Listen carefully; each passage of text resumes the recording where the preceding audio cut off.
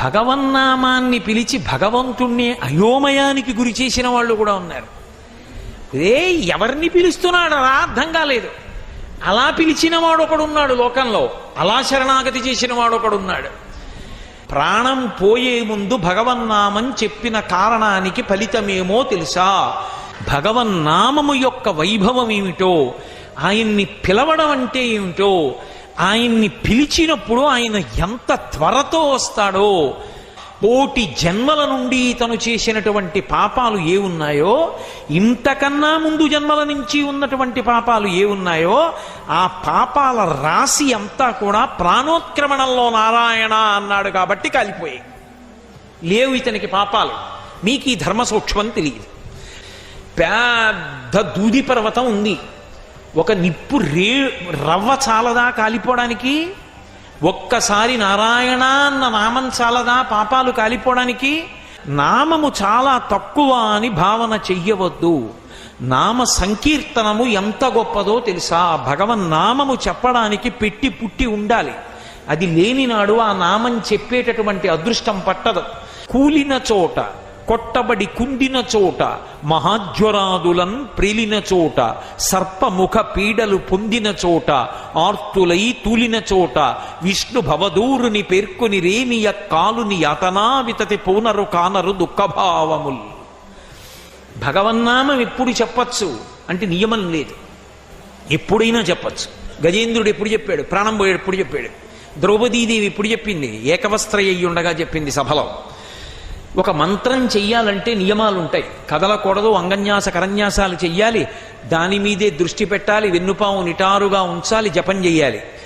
భగవన్నామం చెప్పడానికి నువ్వెక్కడున్నావన్న దానితో సంబంధం లేదు. ఆఖరికి మంచం మీదున్నా కూడా గోవిందనామం చెప్పచ్చు. దుస్వప్నే స్మర గోవిందం సంకటే మధుసూదనం కాననేనా నరసింహశ్చ పావకే జలసాయినం జలమధ్యే వరాహంచ పర్వతే రఘునందనం. ఎక్కడున్నా భగవన్నామం చెప్తూనే ఉండొచ్చు. భగవన్నామం ఇప్పుడెప్పుడు చెప్పవలసి ఉంటుంది, ప్రయత్నపూర్వకంగా అలవాటు కావాలి. ఎలా అంటే కూలిన చోట అలా వెళ్ళిపోతున్నాడు, ఏదో పరద అడ్డొచ్చింది, తూలేడు, పడిపోతున్నాడు.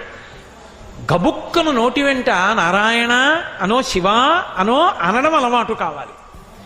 తూలిపోయాడు, భగవన్నామం నోటి వెంట రాలేదు, చిన్నబుచ్చుకోవాలి, అలవాటు కావట్లేదు.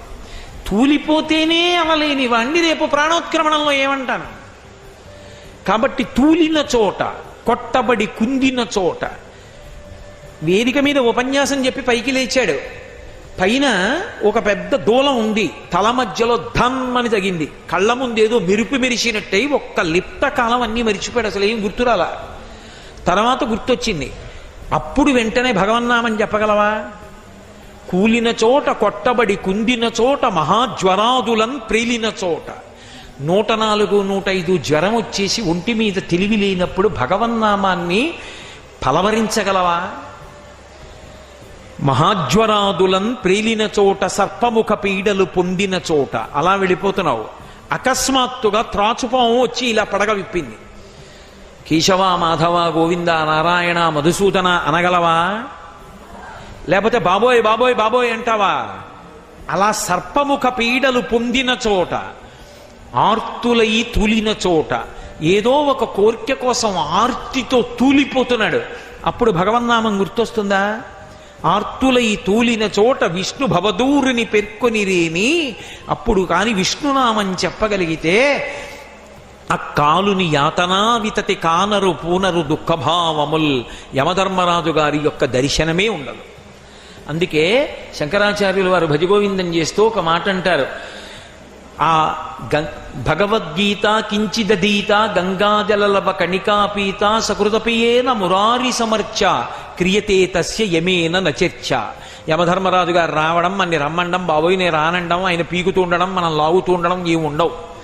హాయిగా భగవంతుని యొక్క పార్షదులు వచ్చి తీసుకెడతారు. అందుకే ఎప్పుడూ భగవన్నామము చెప్పవలసిందే. భగవన్నామము చెప్పేటప్పుడు భగవన్నామముగా చెప్పాలని నియమం లేదు. బిడ్డ పేరు పెట్టి పిలిచిననైన, విశ్రామ కేళినైన, పద్య గద్య గేయ భావార్థములనైన కమలనయను తలుప కలుషహరము. విష్ణుదూతలు చెప్తున్న మాటలు. పిల్లలకి భగవంతుడి పేర్లు పెట్టుకున్నాడు. పెట్టుకున్నందుకు ఆ పేరు పెట్టి పిలుస్తాడు. ఒరే కార్తికేయ ఇలా రారా అంటే, అమ్మ శ్రీకరి ఇలా రావే అన్నాడు. అస్తమానం భగవన్నామం పిలుస్తున్నాడు. ఎవరిని? తాత అయిపోయాడు కదూ భ్రాంతి మనవల మీద. ఆ మనవల్ని తలుచుకుంటాడు రోజు 10 మాటలు. కార్తికేయుడు ఏం చేస్తున్నాడో, శ్రీకరి ఏం చేస్తోందో అంటాడు.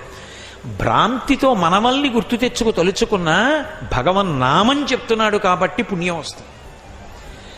అది తుస్సు పుస్సు పెట్టుకుంటే పాపం వస్తుంది, వాడికి అభ్యున్నతి ఉండదు.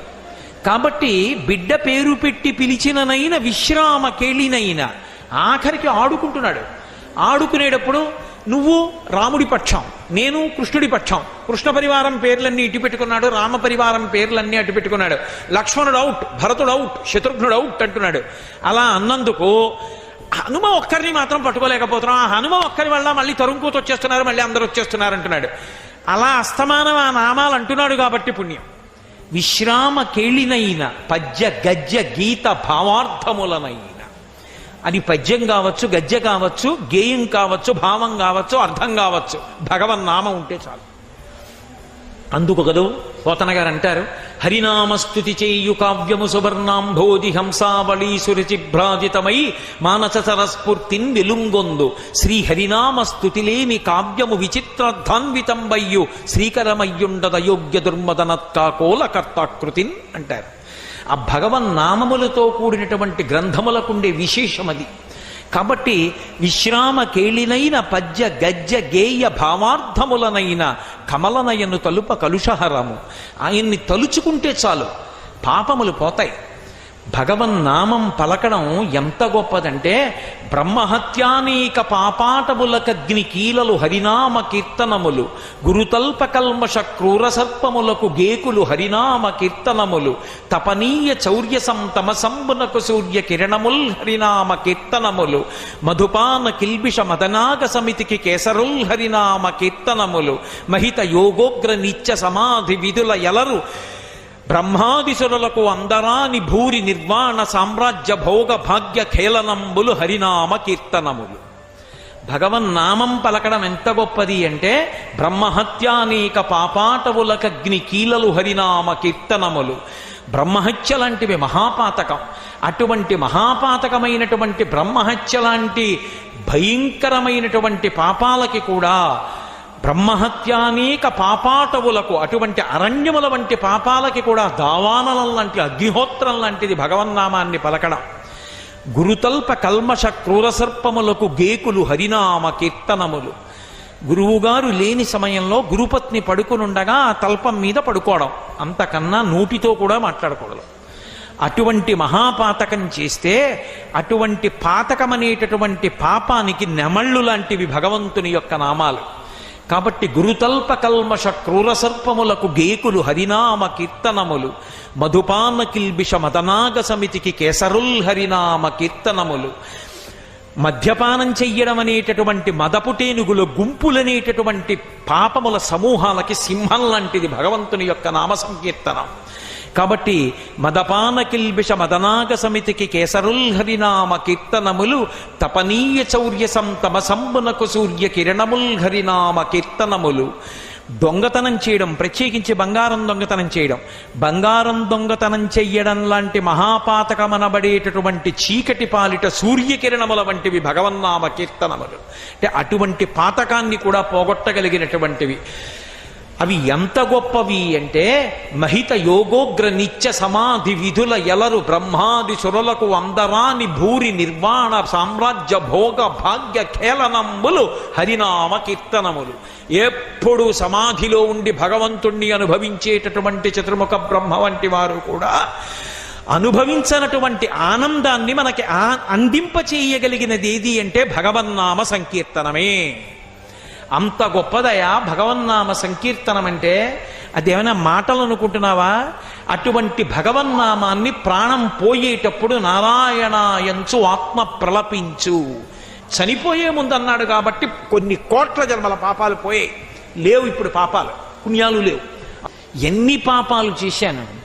కన్న తల్లిదండ్రులు అన్నం పెట్టి పోషించి పెద్ద చేసి ఉపనయనం చేసి గాయత్రీ మంత్రం ఇచ్చి వేదాన్ని నేర్పి అగ్నిహోత్రాన్ని ఆరాధించడం నేర్పి విద్వాంసుణ్ణి చేసినటువంటి తల్లిదండ్రులకి అన్నం పెట్టకుండా ఇంట్లోంచి గెంటేశాను. కట్టుకున్న ధర్మపత్ని సంతానం కూడా కలగక ముందు అంతటి సౌందర్య రాశిని విడిచిపెట్టి ఒక కులటాలో అందం ఉందనుకుని ఆమె వెంట తిరిగి ఇల్లాలిని వెడలగొట్టాను. ఆఖరికి దొంగతనాలు చేశాను, కళ్ళు తాగాను, వేశ్యకి పిల్లల్ని కన్నాను. జీవితం పండుటాకైపోయింది, చేసిన పుణ్యం లేదు. అయినా నారాయణ అని ఒక్క మారన్నందుకు నాకు ఇంత అనుగ్రహమా? చీనా బ్రతుకేం బ్రతుకు. ఇప్పటికైనా సరిగ్గా బ్రతకడం నేర్చుకుంటాను. ఇక నా జీవితాన్ని పరబ్రహ్మము యొక్క నామోచ్చరణ ఎందు గడిపేస్తాననుకున్నాడు. ఓరి పిచ్చివాళ్ళల్లారా, అందరూ చచ్చిపోయే ముందు భగవన్నామని చెప్పగలరని మీరు అనుకుంటున్నారా? అందరూ భగవన్నామని చెప్పగలరా? దంతంబుల్ పడనప్పుడే, తనువుయందారూఢియున్నప్పుడే, కాంతాసంఘము రోయనప్పుడే, జరాక్రాంతంబు కానప్పుడే, వింతల్ మేన చెరించునప్పుడే, కురుల్ వెల్వెల్ల కానప్పుడే, చింతింపన్వలమీ పదంబుజములన్ శ్రీకాళహస్తీశ్వర అంటాడు దుర్జటి. ఒంట్లో ఓపిక ఉన్నప్పటి నుంచి చెయ్యనటువంటి సాధన ఎప్పుడో పండుటాకులైపోయిన తరువాత సాధన చేసి భగవన్నామం మనసులో నిలబడాలంటే ఎందుకు నిలబడుతుంది? అది నిలబడదు. సాధన మొట్టమొదటి నుంచి చేసుకుంటూ చేసుకుంటూ చేసుకుంటూ విడితే ఆ భగవన్నామము నిలబడుతుంది. అందుకే మీకు ఇవాళ చెప్తున్నాను రా, మొట్టమొదట ఎవరిని తీసుకురావాలో చెప్తాను, బాగా జ్ఞాపకం పెట్టుకోండి అన్నాడు. ఎవరిని తీసుకురావాలి అంటే బాగా గుర్తుంచుకుని తీసుకురండి. తీసుకొచ్చేటప్పుడు లోకంలో పరమ పాపభూయిష్టమైనటువంటి జీవనాన్ని చేస్తున్నటువంటి వాళ్ళు కొంతమంది ఉంటారు. అటువంటి వాళ్ళు కలలోనైనా శ్రీకాంతుని పాద పద్మముల్ దర్శింపలేని కర్మరతుల, ఎకశెక్కమునకైన ఇందిరారమణుని పేరు పలకంగలేని దుర్భాషితులను, ఆఖరికి హాస్యమునకైన కృష్ణ కథా ప్రశంసకు చెవి తార్పలేని దుష్కథా ప్రమణుల,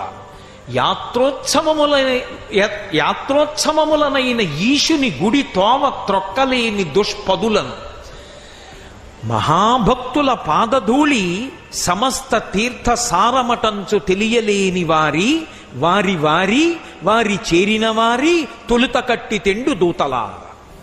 ఎవరిని తీసుకొస్తారో తెలుసా మీరు తీసుకొచ్చే ముందు?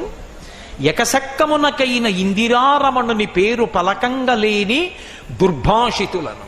వాడు హాస్యానికి కూడా భగవన్నామం పలకడు, ఎప్పుడూ అక్కర్లేని మాటలే. పరిహాసానికి వాడు భగవన్నామం పలకడు. ఎందుకని? వాడి ఇంట్లో పిల్లల పేర్లు కూడా ఉండవు, అమంగళకరమైన పేర్లు ఉంటాయి. కొన్ని పేర్లు వింటే నిజంగా పేర్ల అర్థం భావిస్తే అలా పిలిచినందుకు ఆ పిల్లలు ఏమైపోతారో, అలా పిలిచి వీళ్ళు ఏమైపోతారో అనిపిస్తుంది. దానికి ఏం అర్థం ఉండదు. ఆ పేరు బాగా పెట్టుకున్నావా అంటే వాడికి అది నచ్చింది. ఎవడికి లోకంలో ఉండకూడదు ఆ పేరు. రావణుడికి ఉంది అలా, ఎవరూ పెట్టుకోలేదుగా రావణుడు అన్న పేరు. పేరు పెట్టుకోవడం కాదు, పేరు పెట్టి పిలిచినందుకు వాడికి మంచి విభూతి కలగాలి, పిలిచి నువ్వు తరించాలి, ఆ పేరు పెట్టుకోవాలి. అంతేకాని ఎందుకు వచ్చిన పనికిమాలిన పేర్లు? భగవంతుడి పేరు కనీసం హాస్యానికైనా పలకనటువంటి వాడు ఉంటాడు, దుర్భాషితుడు అన్నాడు యమధర్మరాజు గారు. వాణ్ణి ముందు పట్టుకురండి. రెండోవాడు కలలోనైన ఇందిరారమణుని పాద సత్కమలముల్ చూడని కర్మరతుల. వాడికి ఎప్పుడు పనిలే, వాడికి ఎప్పుడు ఖాళీ ఉండదు. ఎప్పుడు బతికున్నంత కాలం కబంధుడు అని రామాయణంలో రాక్షసుడు ఉంటాడు. వాడికి కళ్ళు ఉండవు. వాడికి ఒక పెద్ద కడుపు పెట్టాడు ఇంద్రుడు, తలని తీసుకెళ్లి నొక్కేశాడు లోపలికి. అందుకని వాడికి ఏం లేదు, నేను తినాలి కదా అన్నాడు. తినడానికి ఒక కడుపు పెట్టాను కదా అన్నాడు. మరి తినడానికి ఆహారం కావాలి కదా అన్నాడు. పెద్ద 2 చేతులు ఇస్తా, తడువు, ఏది దొరికితే తెచ్చుకు తింటుండు, కూర్చో. వాడు చేతులు పెట్టి తడువుకుంటూ ఉంటాడు, తింటుంటాడు. కబంధుళ్ళ వెళ్ళను, సంపాదించను, తేను, బ్యాంకులో వేయను, తిన్నో, పడుకోను, మళ్ళీ తిరగను, తీసుకొస్తూ ఉండను. వాడికి భగవత్ కార్యానికి ఖాళీ ఉండదు. ఎందుకు? ఆ మనుష్య జన్మ. సంపాదించద్దని లోకం అనలేదు, సంపాదించవలసిందే. కానీ ఇంక అదే కార్యక్రమమా? నీ జీవితం ఏమైపోతుంది? జీవుడు ఏమైపోతాడు? రేపు పొద్దున వెళ్ళిపోయాక ఇది పనిచేసుకుంటారు. కడుపున ఎంతమంది పుట్టారో అంతమంది పెట్టి భాగించేస్తారు. నువ్వు జీవుడు ఏమైపోతాడు? వాడు ఉన్నాడుగా, వాడి సంగతి కూడా చూసుకోవాలిగా. కాబట్టి కలలోనైన ఇందిరారమణుని పాద సత్కమలమల్ చూడని కర్మరతుల. చివరికి ఏదో హాస్యానికి కృష్ణుడు జారలీల చేశాడు, చోరలీల చేశాడు అని చెప్పి ఉత్తినే ఎకసెక్కం కోసమని కృష్ణ కథ విన్నాడెవరో. అలా విన్నా పర్వాలేదు, కనీసం అందుకు కూడా విండవాడు. అది వినేదేమిటండి అంటాడు. అలాంటివన్నీ ముందు తీసుకురండి. అలాగే యాత్రోత్సవములనైనా, యాత్రకు ఎడతాడు, ఉత్సవానికి ఎడతాడు, ఏం చేస్తాడు? అక్కడికి వెళ్ళి ఇక్కడ కూడా మంచి ఆహారం ఎక్కడ దొరుకుతుంది? అబ్బే ఇక్కడండి ఇలా కాదు, అలా చేసి ఉంటే బాగుండేది. వీడు ఇక్కడ కూర్చుని సలహాలు చెప్తాడు, వచ్చి చేస్తే తెలుస్తుంది చేయడం ఎంత కష్టమో, రోజుకు 1100 మందికి అన్నం పెట్టడం ఎంత కష్టమో, పెద్ద హాల్ తీసుకురావడం ఎంత కష్టమో, జనరేటరు 7 రోజులు రాత్రి పగలు తిప్పడం అంటే ఎంత కష్టమో, ఇంతమందిని తట్టుకుని కార్యం నడపడం అంటే ఎంత కష్టమో, ఒడ్డున కూర్చుని సలహాలు చెప్పమంటే ఎవరైనా చెప్తారు. అది కాదు, యాత్రకి ఉత్సవానికి వెళ్ళినప్పుడు కనీసం ఏమండి ఇక్కడ గుడి ఎక్కడుందండి అని పక్కనున్న హనుమాన్ గాడికి కూడా 4 అడుగులు వేయకుండా ఇంకా ఉండిపోయాడు 3 రోజుల తర్వాత అంటే మిగిలిన మాటనే పూర్తి చేయరు. యాత్రోత్సవములనైన ఈశుని గుడి త్రోవ తొక్కలేని దుష్పదులను మహాభక్తుల పాద ధూళి సమస్త తీర్థ సారమటంచు ఎరుగలేని వారి. సమస్త తీర్థముల యొక్క సారం ఎక్కడుంటుందంటే మహాభక్తుల యొక్క పాద ధూళి ఎందుంటుంది. అటువంటి వారి పాదాలకి నమస్కరించడానికి అహం అడ్డొచ్చి నిటారుగా తాటి చెట్టులా నిలబడేవాడెవడుంటాడో వారి వారి వారి వాడికి మేము వాడి వాళ్ళమండి అని గర్వంగా చెప్పుకునే వాళ్ళు ఎవరున్నారో వారి వారి వారి చేరిన వారి, అలాంటి వాళ్ళ చుట్టూ చేరిన వాళ్ళని తొలుత కట్టి తెండు దూతలారా, వాళ్ళ అక్కర్ల భూమి మీద ముందు కట్టి తెచ్చేయండి.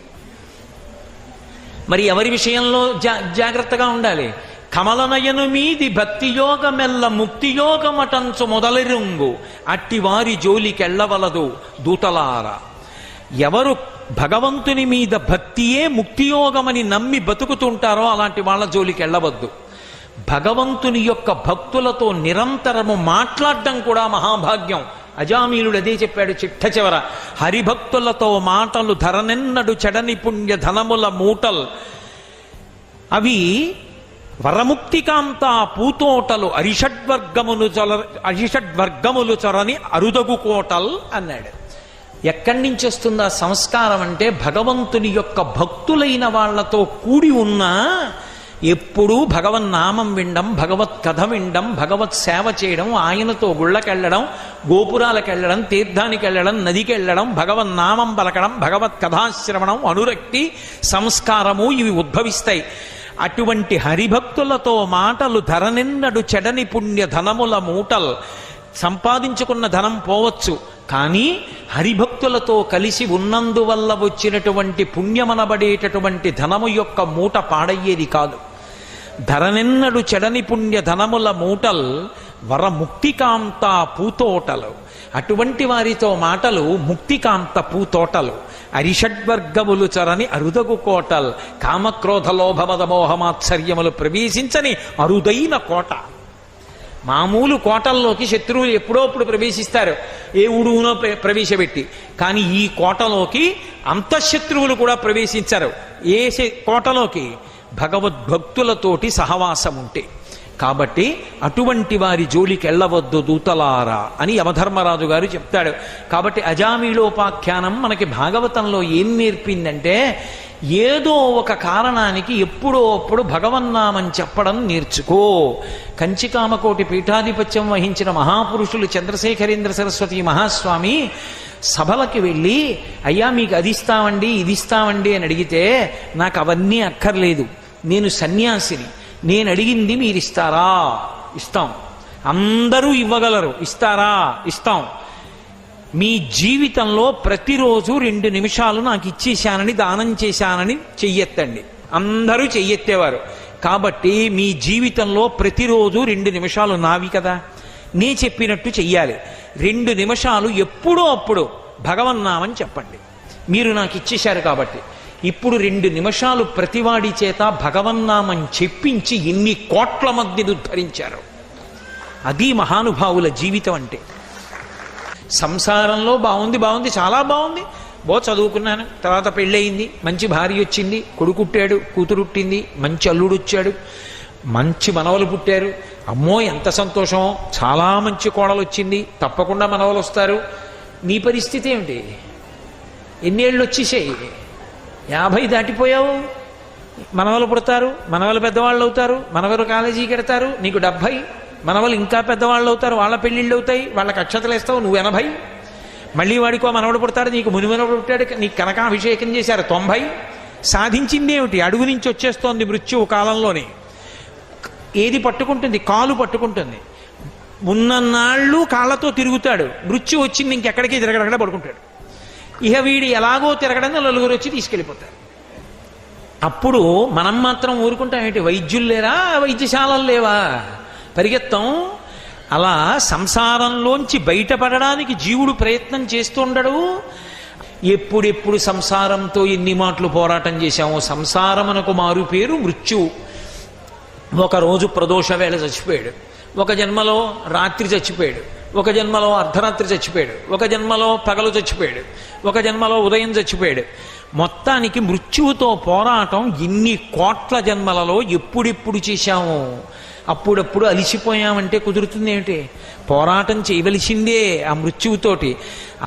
కొడుకు మాత్రం ఎన్నాళ్ళు ఉంటాడు?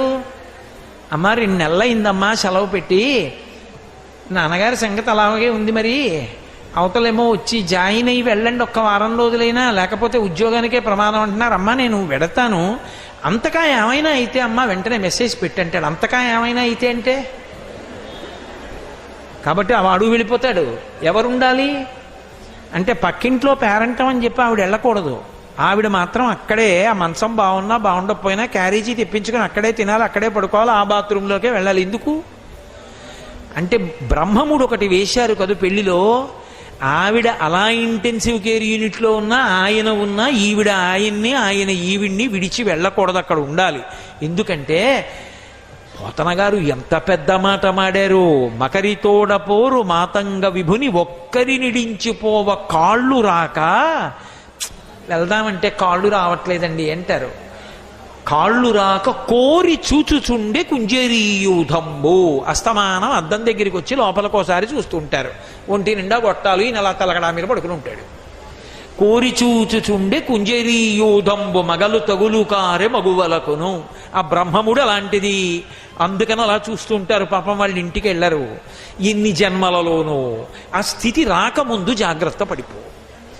అప్పుడు అనాయాసైన మరణం వినా దైన్యేన జీవితం అంటారు శ్రీశైలంలో. ఇప్పటికీ పూజ చేస్తే అనాయాసంగా భగవన్నామని చెప్తూ 10 మందికి ఉపయోగపడుతూ వెళ్ళిపోగలిగిన లక్షణం అబ్బుతుంది. ఎవడి సంసారము నుండి వాడు విడిపించుకోవాలి. ఉద్ధరేణ ఆత్మనాత్మానం. ఎవడి జీవుణ్ణి వాడు ఉద్ధరించుకోవాలి. ఇంకోడిని ఉద్ధరించేవాడు ఉండడు. కాబట్టి ఆ వాళ్ళేం చేస్తారు? ఒడ్డు నించుని చూస్తున్నారు. బాధపడుతున్నవాడెవరు? ఈయన. ఇప్పుడు అంటాడు, నానానేక పయూధముల్ పెద్ద పెద్ద కాలంబు దశలక్ష కోటి కరణీనాథుండనయ్యుండి మద్దానంభ పరిపుష్ట చందనలతంత ఛాయలందుండలేక నీరాచ ఇటేల వచ్చితి భయం బెట్లో కదే ఈశ్వరా అన్నాడు. నానానేక పయూధముల్ పెద్ద కాలంబు వనంబులో సమ్మానింపం దశలక్ష కోటి కరణీనాథుండనయ్యుండి మద్దానంభ పరిపుష్ట చందనలతంత ఛాయలందుండలేక అన్నాడు. నేను 10 లక్షల కోట్ల భార్యలకి భర్తని అన్నాడు. దశలక్ష కోటి కరణీనాథుండనయ్యుండి నానానేక పయూధముల్ వనములోనం పెద్ద కాలంబు సమ్మానింపన్. బోరెడన్ని ఏనుగులు అరణ్యంలో నన్ను సత్కరిస్తుండేవి, నా పట్ల మర్యాదతో ప్రవర్తిస్తుండేవి. నేను మద్దానంభ పరిపుష్ట చందనలతంత ఛాయలందుండలేక ఇదం నమమాన్ నేను విడిచిపెట్టినటువంటి దాన ధారల చేత చందనపు వృక్షాల తోటలు పెరిగాయి. వాటి నీడలో పడుకోక ఎందుకు వచ్చాను ఇక్కడికి? ఎందుకు పడుతున్నాను ఈ బాధ? నిందలైందే బొందిపోదంటారు కదూ. 1,000,000 మంది వైద్యులు కూడి వచ్చిన కాని మరణమయ్యడి వ్యాధి మాన్పలేరు. ఏదో కారణం చెప్పి ఏడుస్తాడు. ఎందుకు వచ్చిందండి? అనవసరంగా చూసుకోకుండా తొందరపడి వెళ్ళిపోయాను. స్నానాల గదిలోకి కాలు జారి పడిపోయింది. అబ్బబ్బబ్బా ఎంత బాధపడిపోతున్నానో అంటాడు. ఇప్పుడు ఆపరేషన్ చేయడానికి పనికిరాదండి, ఇంకా ఆయనకి ఎనస్థీషియా ఉపయోగం లేదు, పాపం కాలు ఎత్తి కట్టేస్తాం, అలా ఉండాలంటారు. ఎంత బాధపడుతుంటాడో తలుచుకు. ఒక పక్క ఊపిరి అందట్లా, ఒక పక్క ప్రాణాలు పోతున్నాయి, ఒక పక్క ఇంద్రియాలు పనిచేయట్లా, ఏదో భయం. కాబట్టి ప్రాణంబులా ఠావుల్ తప్పెను మూర్ఛ వచ్చే తనువుండస్సెన్ శ్రమంబయ్యడిన్ నీవే తప్ప ఇతప్పరం బెరుగా. ఇప్పుడు శరణాగతి చేస్తాం. ఈశ్వరా నువ్వు తప్ప నన్ను రక్షించేవాళ్ళు లేరు, నీవే తప్ప ఇతప్పరం బెరుగా మన్నింపందగున్ దీనునిన్, నన్ను మన్నించు దీనుణ్ణి. రావే ఈశ్వర కావవే వరద సంరక్షింపు భద్రాత్మక. శరణాగతి యొక్క గొప్పతనం ఏమిటో పోతన గారు చూపిస్తున్నారు. సంస్కృత భాగవతం ఆంధ్ర భాగవతం విడిపోతాయి ఇక్కడ. శరణాగతిలో భక్తుడు తన బలహీనత పరమేశ్వరుడికి చెప్తాడు. శరణాగతి త్రికరణ శుద్ధిగా చేస్తే భగవంతుడి తక్షణం వచ్చేస్తాడంతే. సరికదా భక్తుడు పెట్టిన నియమాన్ని భగవంతుడు పాటిస్తాడు. శరణాగతి అంత గొప్పది. నోటితో చెప్పడం కాదు, నిలబడగలిగినటువంటి ప్రజ్ఞ ఏర్పడితే, నిజంగా అలా శరణాగతి చెయ్యగలిగితే. అందుకే కలుగడే నా పాలి కలిమి సందేహింప కలిమిలే ములులేక కలుగువాడు, నా కడ్డబడరాడెనలిన సాధువులచే బడిడి సాధువుల కడ్డుపడిడివాడు, లీలతో నామరాలింపడే మొరగుల మొరలిరుంగుచు తన్ను మొరగువాడు, ఆది మధ్యంతములు లేక ఎరలువాడు, భక్త జనముల దీనుల పాలివాడు, వినడే చూడడే తలపడే వెగరాడే అన్నాడు. కలుగడే నా పాలి కలివి సందేహింప కలిమిలే ములులేక కలుగువాడు. పరమేశ్వరుడు ఇంతకు పూర్వం నువ్వేం చేశావని నేను రావాలి అని అడగడు. ఆయన ఇతపూర్వం నువ్వు ఎలా ఉన్నావన్నది అనవసరం. ఇప్పుడు ఆయన పట్ల పరమభక్తితో నిలబడితే వచ్చేస్తాడు. డబ్బున్నవాడా డబ్బు లేనివాడా ఆయనకి అనవసరం. స్త్రీ పురుష పండిత పామర కులమత వర్ణ వర్గ విచక్షణలు కలిగినటువంటి వాడు భగవానుడు కాడు. కాబట్టి ఆయన కలుగడే నా పాలి కలిమి సందేహింప కలిమిలే ములులేక కలుగువాడు, నా కడ్డబడరాడెనలిన సాధువుల చేబడి సాధువుల కడ్డుబడివాడు.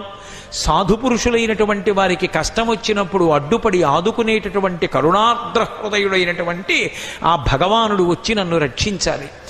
లీలతో నామరాలింపడే మొరగుల మొరలిరుంగుచు తన్ను మొరగువాడు. ఇక్కడ పోతన గారి భాగవతం విడిపోయింది.